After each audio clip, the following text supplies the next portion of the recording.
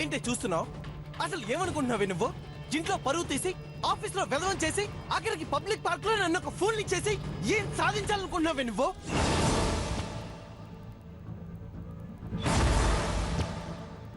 మా అమ్మ ఫీల్ అవుతుందన్న ఒక్క కారణం గనుక నన్ను ఆపకపోయి ఉంటే నీ కాళ్ళు చేతులు విరిగినాడే నిన్ను తీసుకెళ్లి మీ పుట్టింట్లో వదిలేసి చేతులు దులిపేసుకుని ఉండేవాడి.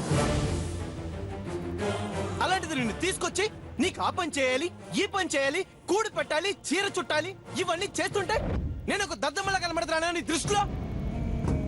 అక్కడ అందరి ముందు నేను మొగుడిని చెప్పకుండా నా పరువు తీస్తావా? ఎంత ధైర్యమే నీకు?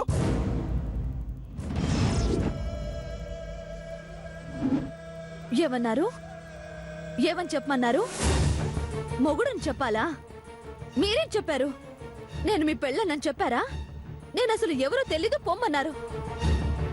మీరు చేస్తే కరెక్టు, నేను చేస్తే తప్ప? ఇప్పుడు గుర్తొచ్చిందా మీరు నా మొగుడని, నేను మీ పెళ్ళానని?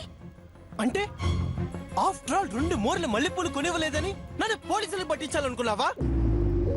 అవును, ఆఫ్టర్ ఆల్ మల్లెపూలే. మల్లెపూలు మీ దృష్టిలో ఆఫ్టర్ ఆలే, కానీ నాకు కాదు.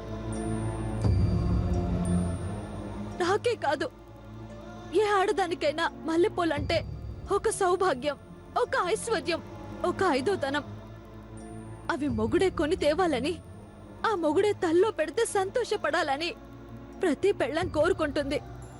నేను అలాగే కోరుకున్నాను. ఎందుకంటే నేను ఒక ఆడదాన్నే, నేను ఒక మగాడికి పెళ్ళాన్నే, నేను ఒక మనిషినే. అందరిలాగే నాకు కోరికలుంటాయి, ఆశలుంటాయి.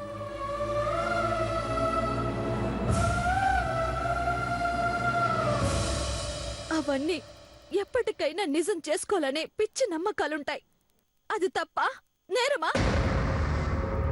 ఆఫ్టర్ ఆల్ 2 మూరల మల్లెపూలు కొనివ్వడం ఇష్టం లేక పెళ్ళాన్ని పెళ్ళామే కాదు పొమ్మన్న పెద్ద మనిషి మీరు. మీరు నా మీద అరుస్తారేంటి? మీరు చేసిన అవమానానికి నేనెంత అరవాలి? నోర్మోయ్, నోర్మోయ్, నోర్మోయ్.